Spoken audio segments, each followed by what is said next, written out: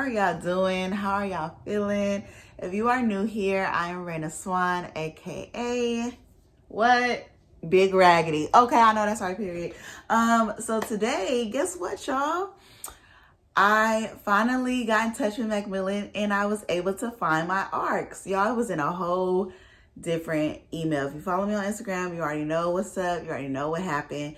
I put a different email in the little box where they're supposed to send my ARCs every month. Why did I do that? I don't know. So they was like, girl, do you have the same email that you had before? And I was like, you know what?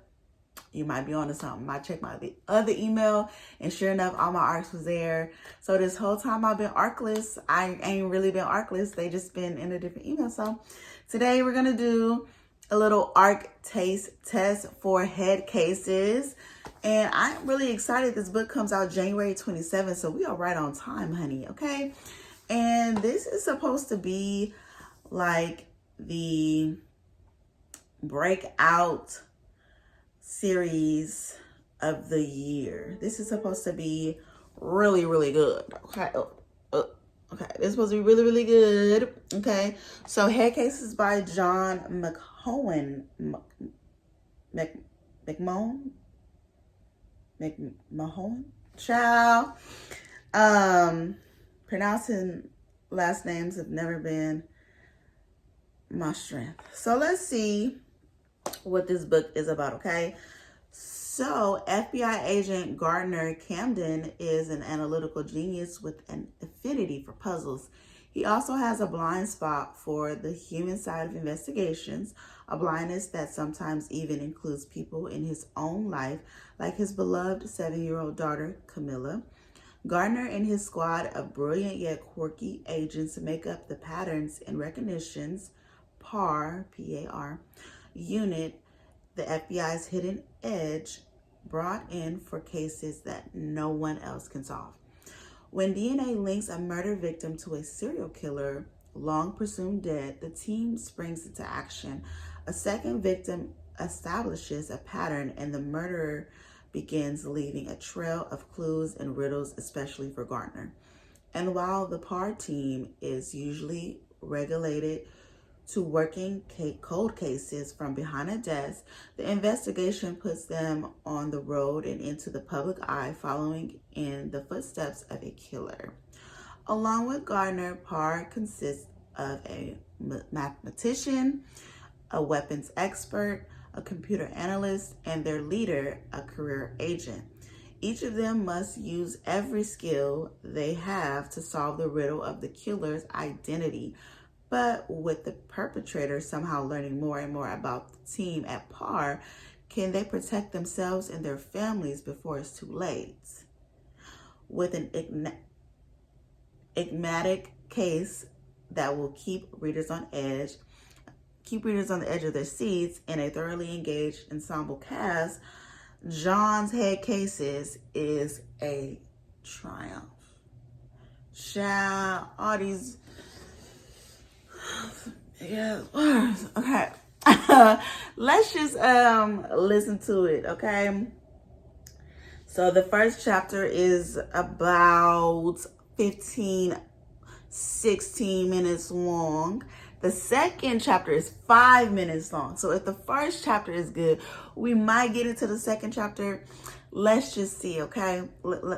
Let's see. Okay, we just gonna skip right on to chapter 1. Here we go. Chapter 1.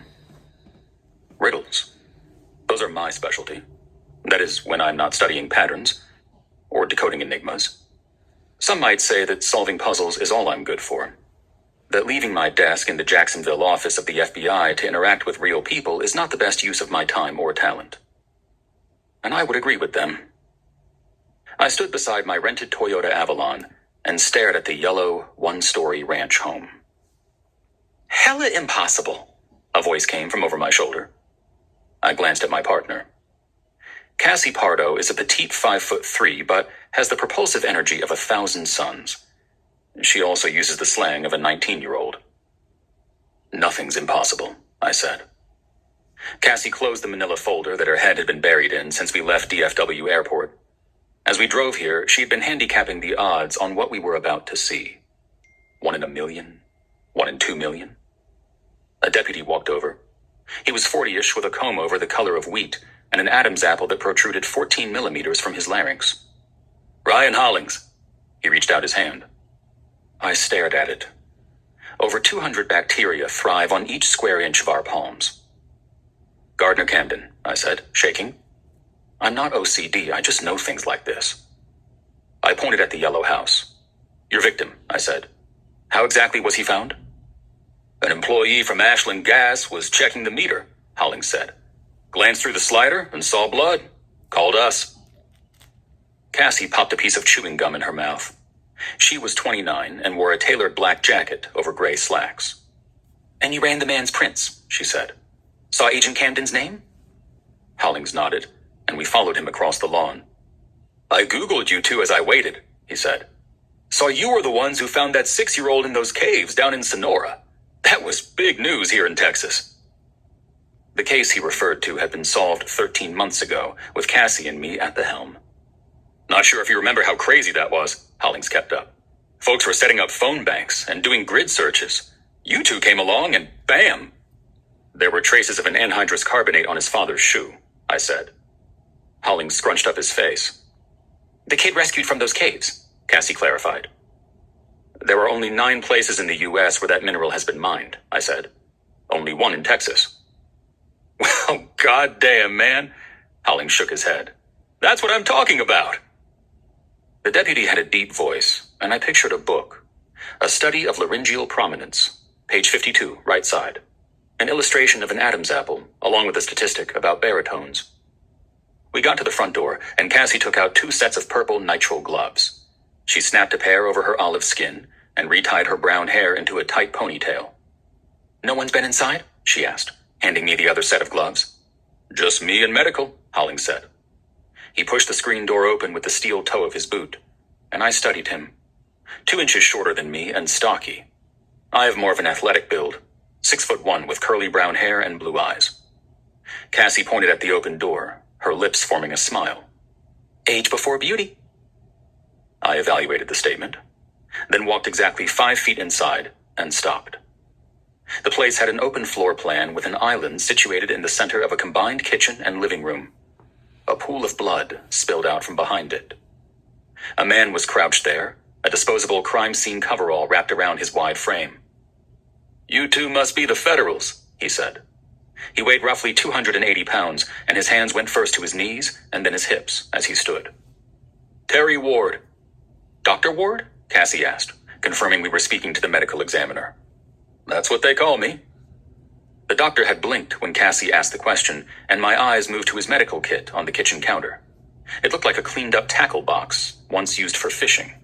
Shoved into it was a pair of forceps, bent at an angle with only 1 loop on the grip side. I took in the wrinkled skin around Ward's knuckles. He was 65 or 70. Ashland doesn't have a full-time ME? I asked. Ward narrowed his eyes, and Cassie glanced at me. Cervical biopsy forceps, I said, motioning at his kit. I assume you were an obstetrician. That's very perceptive, Ward said. I'm retired. Came here as a favor. And we're glad you did, Cassie said. We always appreciate local cooperation, don't we, Agent Camden? I made eye contact with Cassie. Yes, I said to Ward. Yes, we do. I crouched a foot from the dead man, who lay face down on the tile. Without touching the body, I could tell it had achieved rigor by late last evening and was now coming down the other side, the muscles softening in what's called secondary flaccidity. But Cassie was staring at something else. The victim's shirt was bunched around his sides, as if unbuttoned in the front. Cassie lifted the edge of it. There were blood drops on his left sleeve that moved up instead of down, defying gravity. Did you flip the body? She asked. I had to, Ward replied. I had to confirm he was dead. The blood under the man's legs formed a meandering oval that ran under the refrigerator. I studied the dark liquid. The average adult body holds 5 quarts of blood, and there were at least 4 on the floor. I put him back, though, Ward said. Exactly as I found him. Yes, thank you, Cassie replied.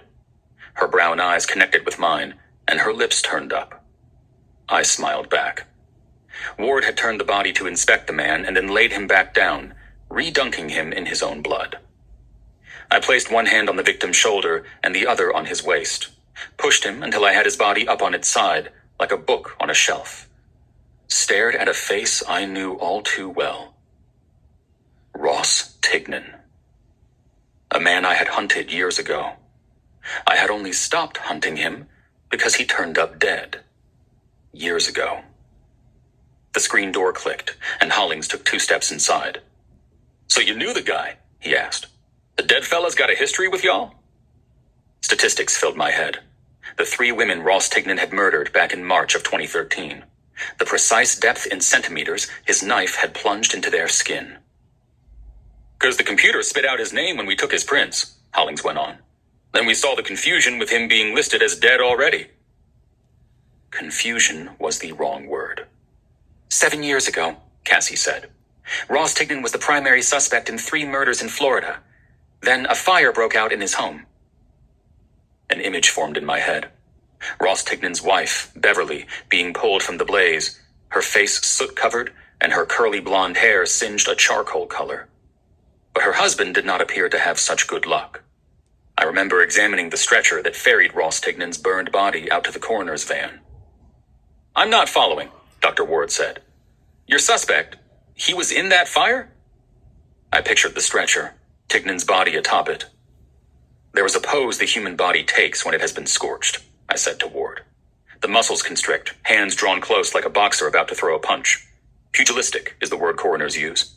But that expression is unnecessarily dramatic. The posture is simply based on the constriction of muscles as the body is burned at temperatures over 200 degrees. As I spoke, creases formed along Ward's forehead. First confusion, then disgust. "You thought your man Tignan was dead," the doctor said. Which brought an immediate question to mind.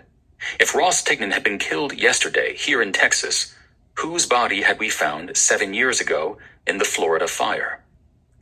Cassie took out her iPad. "You interview the neighbors?" she asked Hollings. "A real estate agent owns the place over there," he said, pointing in the direction of the cul-de-sac. "He said the victim moved in 2 years ago. Didn't call himself Ross Tignan at all. He was Bob Breckenridge to the neighbors." Tignan had set up a false identity, bought property with it, lived here in hiding. A second question arose. Why kill a man who was already presumed dead? "Any sign of a blonde woman?" I asked. "Late 60s, Tignan's wife?" Hollings shook his head. "No, this guy lived alone." I glanced down.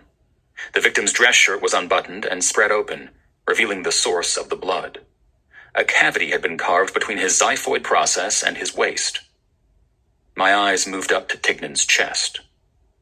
Something was marked there, carved into his skin 6 inches above the area where he was cut open. But when Dr. Ward had flipped the body, blood had been smeared across Tignan's torso. "The deputy took pictures," Ward said, following my gaze, "from before I laid him back down. We figured that's why you're here." We were here because Cassie had received a text from our boss, Frank Roberts, at 5:03 a.m. "I've got you and Gardner on the 7:30 from Jacksonville to Dallas." But Frank had only received word about Tignan's fingerprints popping up on a body in Texas. Nothing more. This is why Cassie had been handicapping those odds on the drive here. She was estimating the chance of 2 different men with the same prints. But this wasn't that. This was the same man. My suspect from 2013. I walked toward the door. Deputy Hollings had moved only 2 feet inside, as if keeping his distance from that oval of blood would ward off something evil. Death has a smell, I thought. It is more than the acrid odor of rotten eggs, or the stink of blood and urine as they leave the areas in the body designed to hold blood and urine in place. This smell is something invisible, something that comes from those who look on, from coroners, lawyers, and cops, from the imaginations of men and women who see bodies like this and entertain thoughts like, if it could happen to him, it could happen to any of us. I don't get these thoughts. When I was younger, my mother told me that my mind just worked differently than others, that my affect was simply a bit lower than normal, and that this could be a good thing. It would offer me clarity when others became reactive, scared, or angry. But there were other effects, too. Things my mother had not described. Things you had to live through. Last week in the office, I had been inside a restroom stall when 2 agents came in to wash their hands. "When he's on a case," the first man said, "it's a wow. I mean, a real wow. But in social situations, well, I think we're not supposed to say the R word anymore, right?" "No, we're not," the second man said. "You mean retard, right?" He laughed. "Whoops, I said it." When I emerged from the stall and saw the agents' faces, I knew they were speaking of me. I approached Deputy Hollings. 10 minutes ago, he had been giddy to see us. "Fanboyish," Cassie would say. But now his face looked green. I remembered a piece of advice that my mother taught me years ago: to add bits of information at the starts of conversations, to be perceived as more likable, emotional. "I'm sorry this is happening here," I said. "Ashland seems like a beautiful town." Hollings nodded in appreciation. "Thank you for saying that. You have pictures from before Dr. Ward flipped the body?" I asked. The deputy retrieved a phone from his back pocket. He showed me a wide shot of the kitchen, then a close-up of Ross Tignan lying on his back. "I need a sponge," I said, turning to the doctor. Ward fished through his kit, handed me what appeared to be a brand-new construction sponge. Yellow and rectangular, 3 inches thick, $3.89 at the nearest Home Depot. After wetting it at the sink, I leaned over the body, used the corner of it to slowly clean Tignan's upper chest. The numbers 5 and 0 were carved into his skin, 2 inches high and 1 inch apart, right between his nipples. "The number 50 mean something to you?" Ward asked. In my head, I combed through every detail from the 3 murders Ross Tignan had been accused of in 2013. His victims' ages were 26, 29, and 32, and each had been knocked unconscious, the depth of their stab wounds 4.2, 5.3, and 6.1 centimeters past the chest wall. My mind cycled through a half-dozen other variables. The number 50 meant nothing. Chapter 2. 7 years ago, a woman named Daisy Carabell had been abducted from a parking lot near the Beachcomber in Sandstone, Florida, where she worked as a bartender. Daisy was 26, with no boyfriend or ties to the community. By the next morning, her body was found in a stolen Chevy Astro van on the side of Highway 60. 17 days later, another woman was killed, and a day after that, a third. The FBI pairs young with old, and in March of 2013, my partner Saul was 3 months from retirement when we were invited in by local police. And so the case was mine to lead, my first time in charge at the FBI.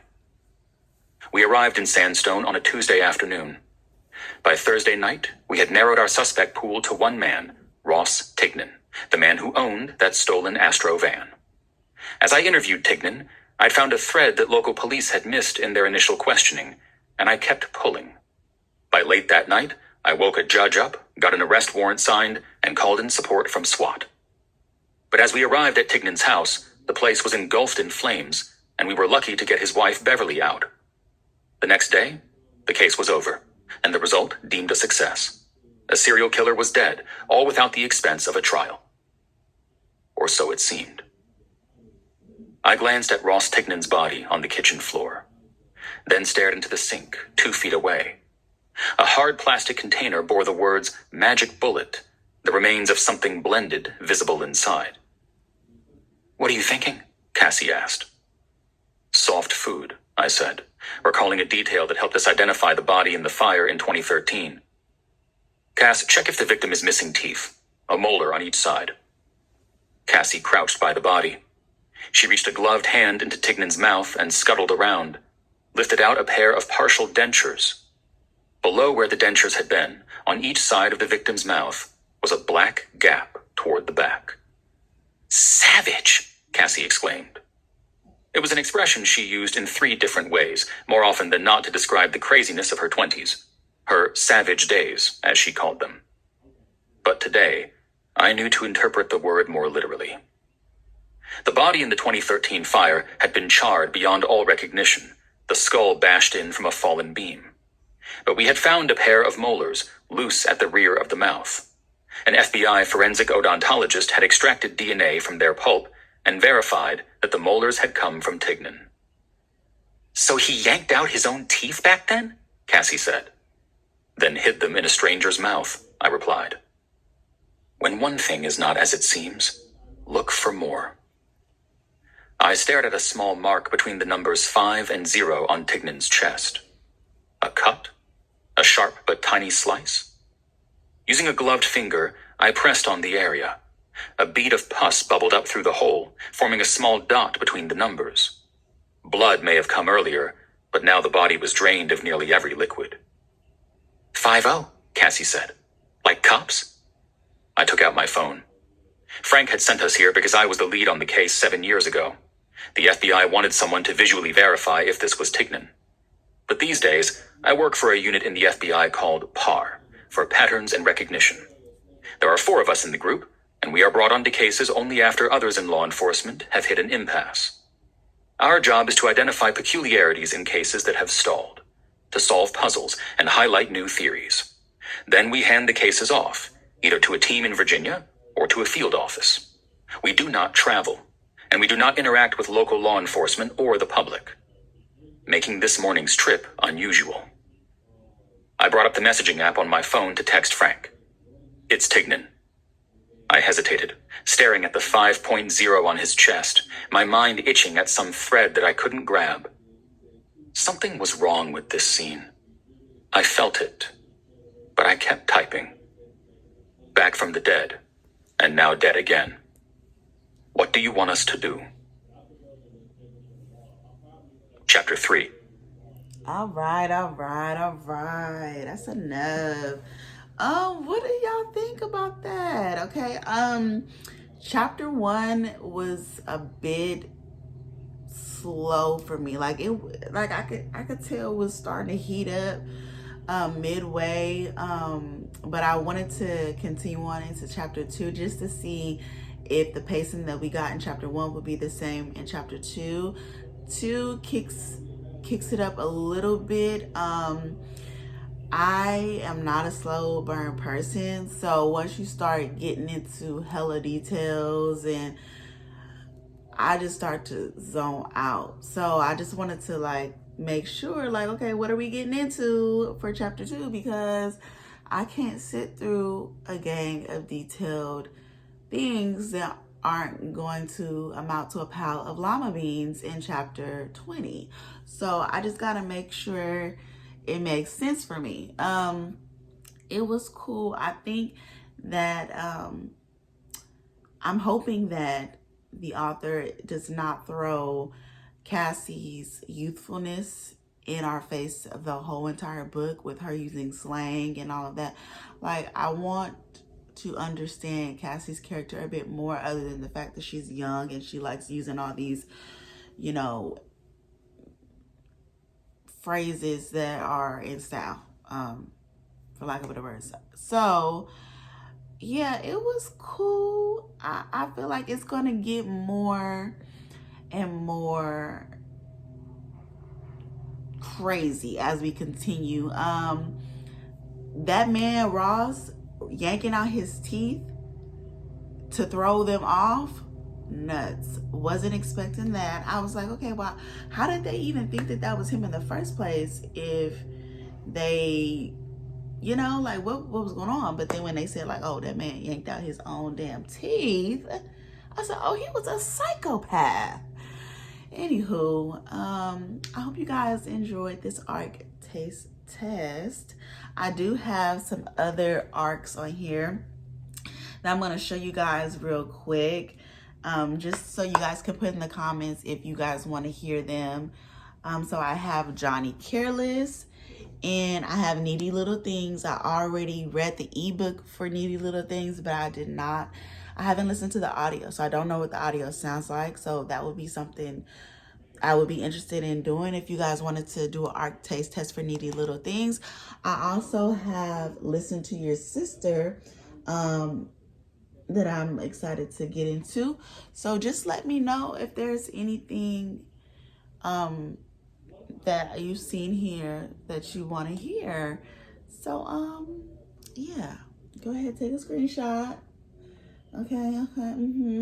And just let me know in the comments, and we can do that next week and the week after that and the week after that. Okay. All right, guys. Hope you guys have a good weekend. I will see you guys Monday, because for you newbies, I post Mondays, Wednesdays, and Fridays. Okay. Bye.